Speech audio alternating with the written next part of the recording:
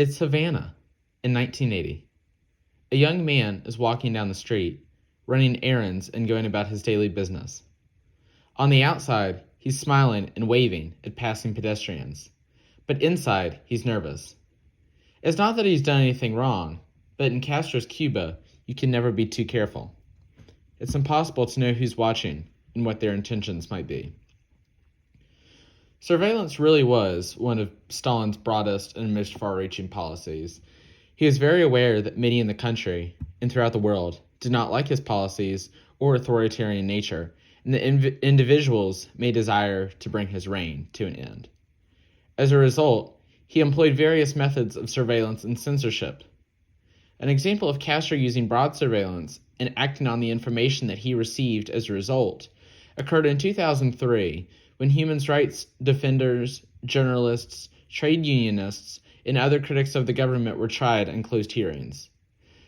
They were accused of being mercenaries of the United States and sentenced to years in inhumane prisons, where they endured beatings and solitary confinement. However, the results of Castro's policies on censorship and surveillance can be seen in other, tamer ways as well.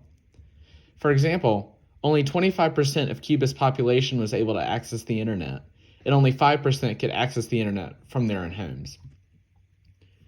A similar situation to that in Cuba occurred in Stalin's USSR as well. He imprisoned artists who did not conform to or project the Soviet ideals, while confiscated books were removed from libraries. Additionally, notable authors were killed during the Great Purge. In the same vein, music was subject to heavy state censorship as well, and many composers had their songs banned. Overall, Stalin definitely kept a tight grip on the artistic production within the Soviet Union, and he refused to allow creative expressions that negatively depicted his regime. As with other authoritarian states, China experienced its own abundance of censorship and surveillance. One man with a unique story that personally felt the pressure of censorship was Hu Feng. He complained to the CCP's, Chinese Communist Party's, Central Committee about the treatment that writers in China faced, and soon after a letter appeared in the CCP's newspaper, The People's Daily, attacking Hu for his antagonism towards the state. Ultimately, the CCP took control of the situation, and Hu was imprisoned. As far as economic policies, Castro, Stalin, and Mao were fairly similar with the reforms they implemented as well as the goals that they were trying to achieve. They all attempted land reform to increase the development of agriculture, worked to improve industry, and utilized a system of co-ops to meet these goals. Additionally, taxation and tariffs were both used to increase the economic strength of the state. However, the scope of which this occurred varied from state to state and leader to leader, and some states eventually experienced more capitalist-inspired reforms than others.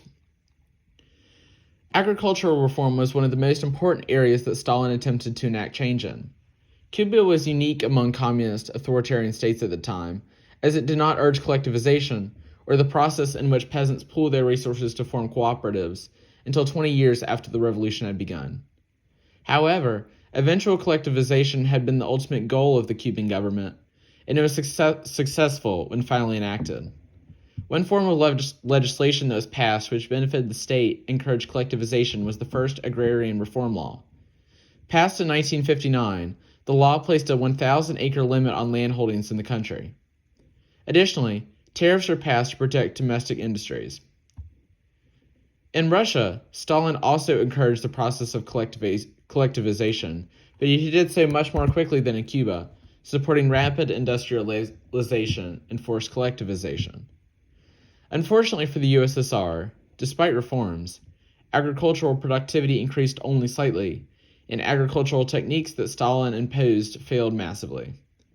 Still, despite the issue in agriculture, progress was made on the industrial front. Though the rest of the world was dealing with the Great Depression, the USSR's GDP tripled during that time period. Additionally, coal, oil, electricity, and steel production increased dramatically. Still, similar to the tariffs faced in Cuba, Stalin implemented heavy taxation, which he used to spur the process of industrialization. Mao was similar to Cuba and the USSR in that he wanted to develop agriculture and industry, and generally accelerate the speed of economic growth.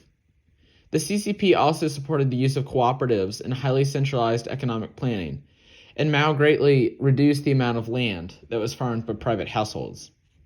However, the main reason in which China was different from Cuba and the USSR as far as economic policy was that Deng, who succeeded Mao as the main leader of the People's Republic of China, eventually embraced free market economics, and he launched reforms with capitalist influences.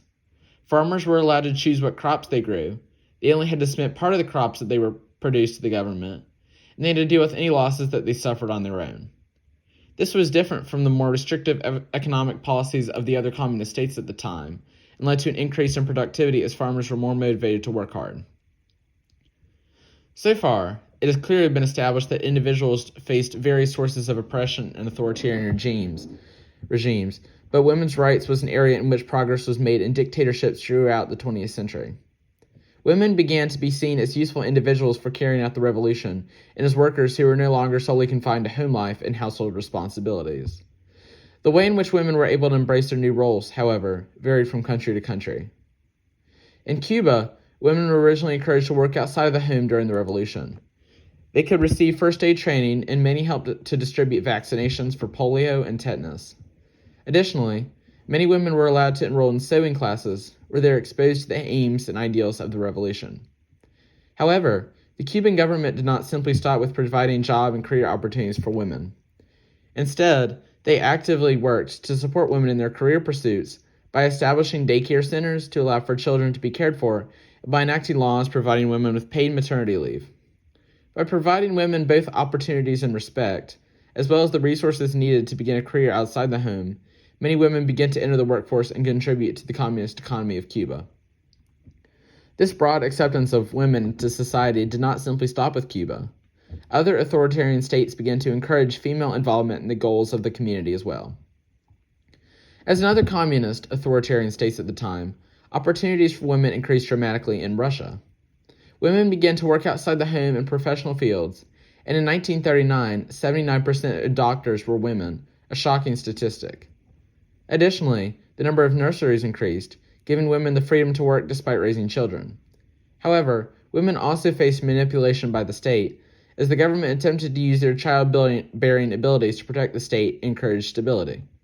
As a prime example of this, women in the USSR were rewarded for the number of children they had, as an increased population would promote the economic output and general strength of the nation. In China, as in Cuba and the USSR, Mao attacked traditional gender relations, as he believed that by supporting and encouraging women, society would be able to improve. To conform to these ideals, the Chinese Communist Party promoted the education of girls and women in both schools and universities, and many laws and regulations were passed that were designed to protect women in their homes and communities. The marriage law banned arranged and child marriages, as well as polygamy, and women were given the ability to divorce and own property. Women were also able to gain limited political roles, although many of them were directly related to women's issues and did not have many wide-sweeping governmental opportunities.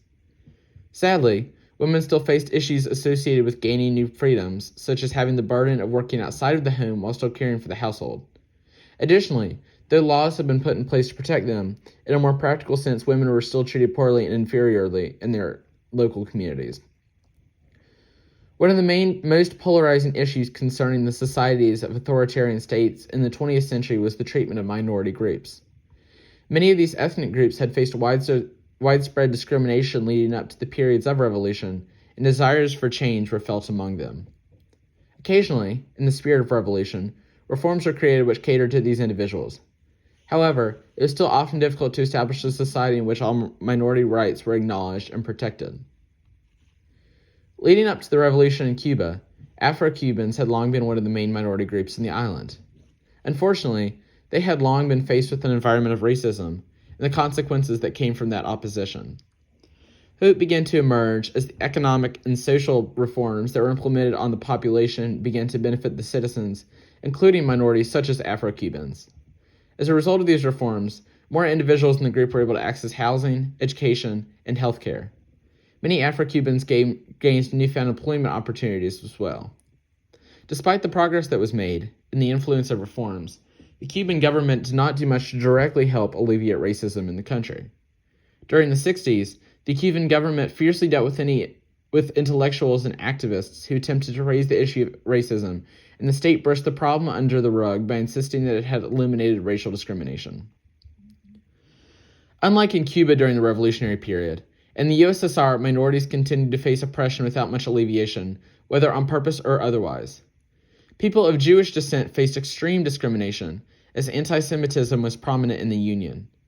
Anti-Semitic propaganda was released, Jewish schools and synagogues were closed, and some Jews were even arrested by the NKVD, Stalin's secret police. Additionally, during the 1930s, Muslim persecution in the USSR increased, and Ukrainian repression was continually strong.